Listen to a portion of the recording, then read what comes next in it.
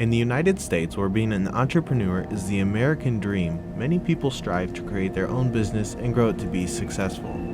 Brandon Vogelweed is an entrepreneur who created his own business, Lofthouse Films, a local media production company.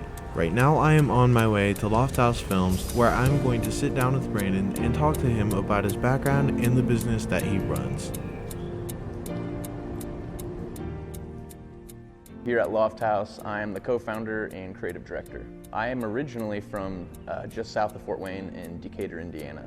So when I was back in, I would say about around the age of 15 is when I started getting serious about pursuing the media field for a career. Around that time, I started doing a lot of videos with friends and family. And then from there, that kind of spawned into more paid work once I got into college. And then while I was in college, I actually ended up leaving right before my senior year to start road and entrepreneurship, which has led me here where I am today. Lofthouse Films actually was co-founded by myself and then my brother Aaron. My interest in filmmaking actually began at a pretty young age.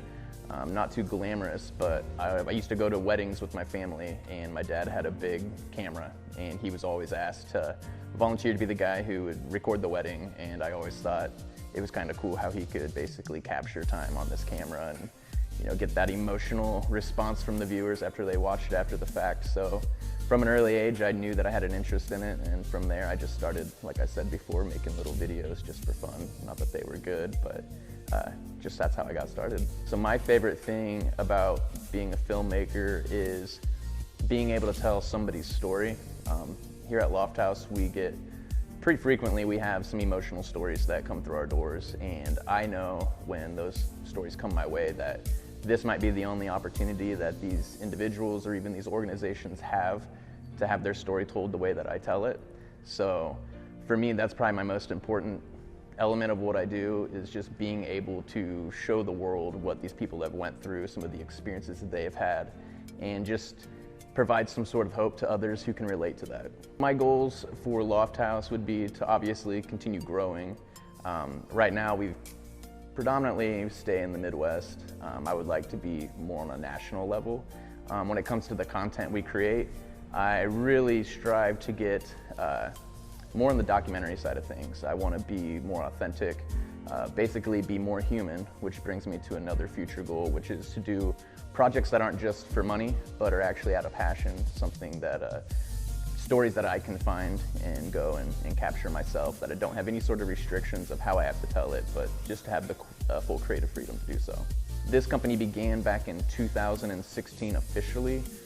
For a couple years before that, we were doing freelance work. When I was younger and I was thinking of myself as a filmmaker, obviously, like most people, I was picturing doing feature films, doing these movies, fictional movies and whatnot.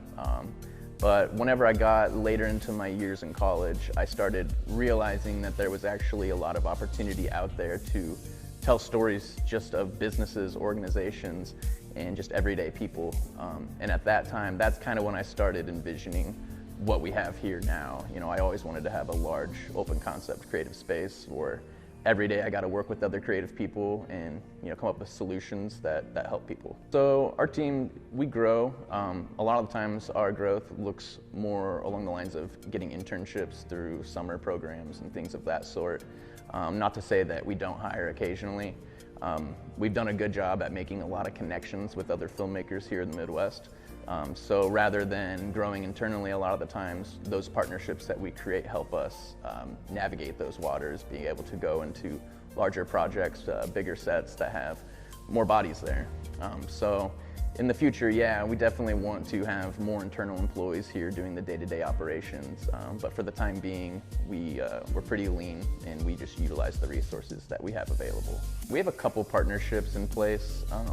One is Blade Creative, who shares the space with us, and then we have a couple filmmakers that are on the freelance side that we work with as well. So we don't work with all film companies here in the area.